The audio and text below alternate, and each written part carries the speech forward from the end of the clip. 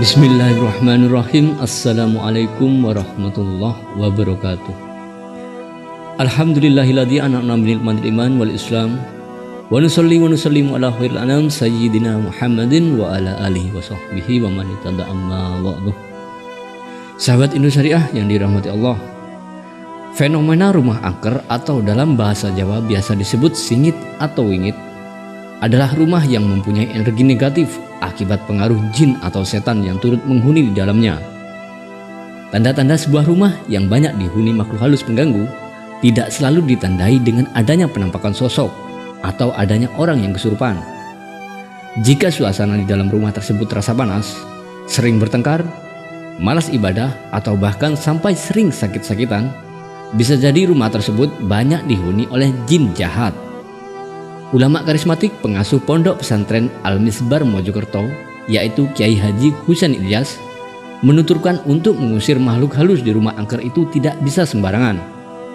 Jika asal mengusirnya dengan bacaan-bacaan yang dapat membakar wujud jin tersebut, dikhawatirkan bisa menimbulkan dendam, karena umumnya mereka adalah makhluk yang memiliki umur ribuan tahun, yang dikhawatirkan akan membalasnya hingga anak keturunan manusia tersebut. Oleh karena itu diperlukan cara-cara yang damai dan tidak menyakiti dalam mengusir makhluk halus penghuni rumah tersebut, seperti yang dilakukan oleh Syekh Subakir ketika beliau mengusir jin-jin jahat yang dulu menghuni Pulau Jawa jauh sebelum era Wali Songo. Romo Kiai Husain Ilyas memberikan ijazah amalan yang dapat diamalkan oleh siapapun. Jika mengamalkan amalan ini, insya Allah para jin akan pergi dengan sabar, termasuk aura-aura negatif yang turut menghuni di dalam rumah tersebut, dan menganggap pengamalnya merupakan kerabat anak cucu dari Syekh Subakir. Diceritakan dulu sebelum era Wali Songo, Pulau Jawa sangatlah angker. Setiap orang yang datang ke Pulau Jawa belum sampai menginjakkan kakinya sudah meninggal dunia, karena Pulau Jawa dihuni oleh jutaan makhluk halus dan jahat, dan mereka dipimpin oleh Raja Jin yang bernama Eyang Noyo Genggong yang sakti mandraguna. Alhasil dari seluruh dunia tidak ada yang bisa menaklukkan tanah Jawa, dan yang pertama bisa menaklukkan Pulau Jawa yaitu cucu Nabi, yakni Sayyid Muhammad Al-Bakir, atau lebih dikenal dengan nama Syekh Subakir. Syekh Subakir masuk ke Pulau Jawa dan mengusir para jin dan demit Pripayangan dengan menggunakan kalimat Bismillahirrahmanirrahim. Subhana manih tajaba bijabarutihi an khalqihi wala ainut tarahu la nida wala nida siwahu. Ketika kalimat di atas dibaca oleh Syekh Subakir, seketika tanah Jawa langsung gonjang-ganjing. Kerajaan jin yang selama ini menguasai jagat tanah Jawa langsung kosong mereka tinggalkan.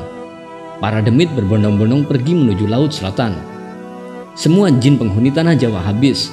Yang tersisa cuma rajanya, yaitu Eyang Noyo Genggong yang lagi bersemedi. Lantas Eyang Noyo Genggong pergi menghampiri Syekh Subakir, lalu mengajaknya singgah ke kerajaan jin yang bermarkas di Alas Purwo, hutan atau alas yang terletak di daerah kota Banyuwangi. Eyang Noyo Genggong lalu berkata, Assalamualaikum Sayyid, bala tentaraku para jin demit Pripayangan sudah pindah dari tanah Jawa dan sekarang bertempat di laut selatan. Tapi Sayyid, mari kita lihat Pulau Jawa ini dari arah timur. Pulau Jawa ini seperti sebuah perahu yang condong ke arah selatan. Artinya anak cucu Sayyid tidak akan betah bertempat di tanahnya yang condong ke arah selatan. Sayyid Muhammad Al-Bakir lalu meminta bantuan kepada malaikat untuk mengangkat Pulau Jawa agar tidak miring ke selatan.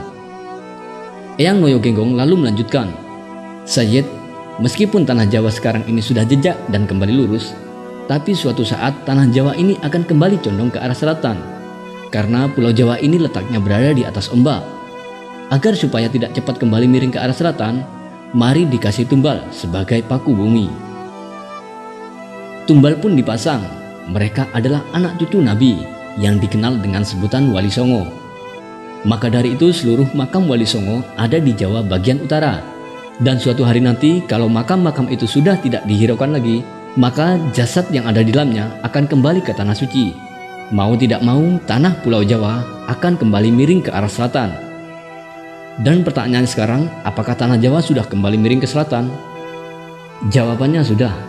Kemarin Gunung Kelut meletus, arah meletusnya ke arah timur dan utara.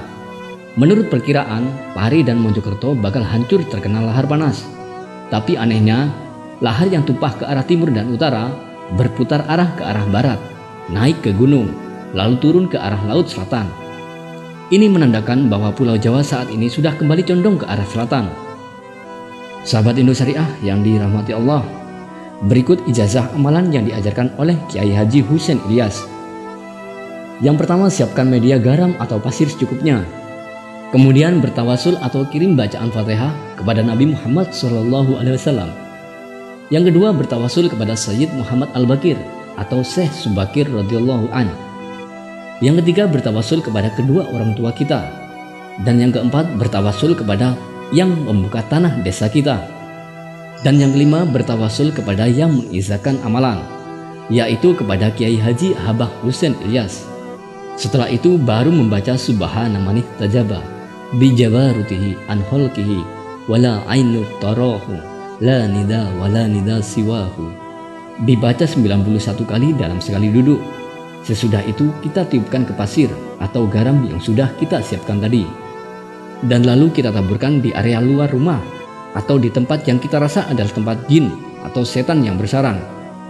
Insya Allah tempat yang angker itu akan terasa tentram dan nyaman. Sahabat Indo Syariah yang dirahmati Allah, semoga video ini bermanfaat dan menambah keberkahan hidup kita, menambah ketakwaan kita kepada Allah Subhanahu wa Ta'ala, kecintaan kita kepada baginda Rasulullah Sallallahu Alaihi Wasallam, dan saran pribadi dari kami agar selalu mengingat salawat Sallallahu ala Muhammad. Dengan salawat segala urusan akan jadi mudah, rezeki bertambah dan berkah. Akhirul kalam, wabillahi taufiq wal hidayah war ridha wal inayah. Wassalamualaikum warahmatullahi wabarakatuh.